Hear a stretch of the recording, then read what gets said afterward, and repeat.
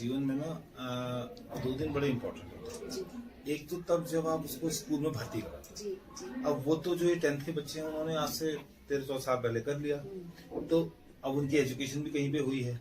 तो एक तो वो डे होता है। दूसरा डे जो आता है स्टूडेंट लाइफ में इम्पोर्टेंट, जब आप 11th में एडमिशन कराते हैं और एक स्ट्रीम चूज करते हैं, यानी आप ह्यूमैनिटीज लेंगे, आर्ट साइड लेंगे, या आप कॉमर्स पढ़ेंगे, या आप साइंस पढ़ेंगे।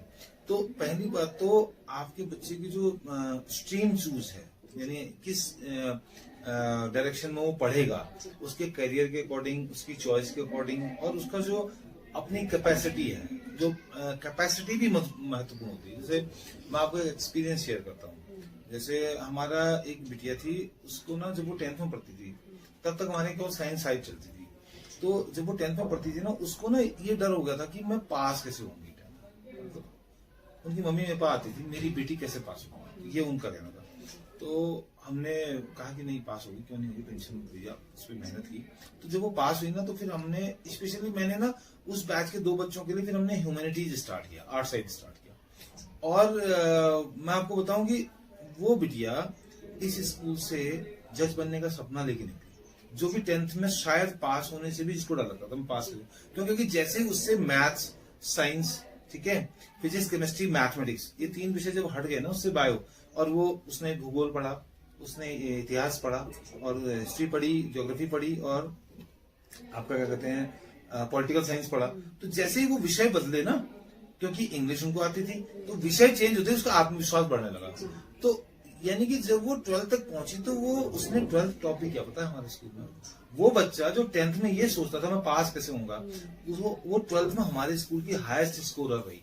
तो ये एक चेंज होता है। तो कभी भी जब मैं पेरेंट्स से कौन सा स्कूल चुने, उससे पहले मैं उनसे ये बात कहना चाहूंगा कि आप साइट कौन सी चुनने वाले हैं उसके लिए, कि आप कहीं इस उसमें तो नहीं। क्योंकि जनरली क्या होता है ना, पेरेंट्स का एक वो मैं आपको बताऊं, लोगों का कहना होता है कि अब पब्लिक स्कूल में पढ़ा है, इतना खर्चा किया, तो साइंस ही पढ़ना चाहिए।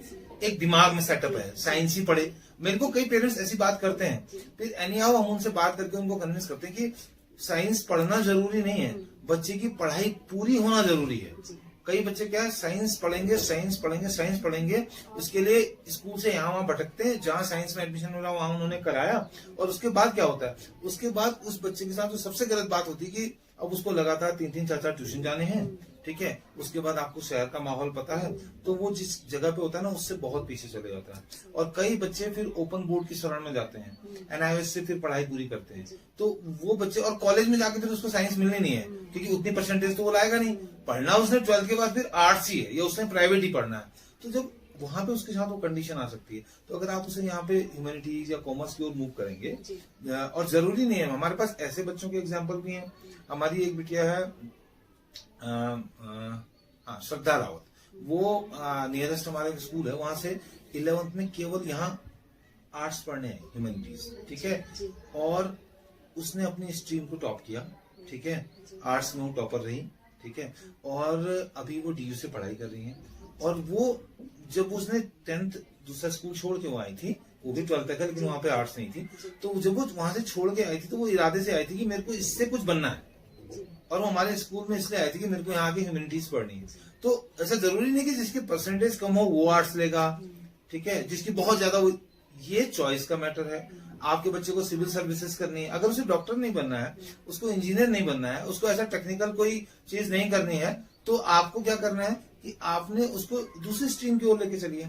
अगर किसी को सिविल सर्विसेज करनी है, अगर वो इकोनॉमिक्स पढ़ता है, वो पॉलिटिकल साइंस पढ़ता है, वो हिस्ट्री पढ़ता है, तो उसको ज्यादा हेल्प होगी अगर वो ह्यूमैनिटीज के सब्जेक्ट पढ़ेगा, क्योंकि भाई आपसे उस चीजों के बारे में आपको कल के दिन फेस करना है, तो एक कॉन्फिडेंस भी बढ़ता है। तो मैं ये कहूंगा कि तो स्ट्रीम सही चयन हो।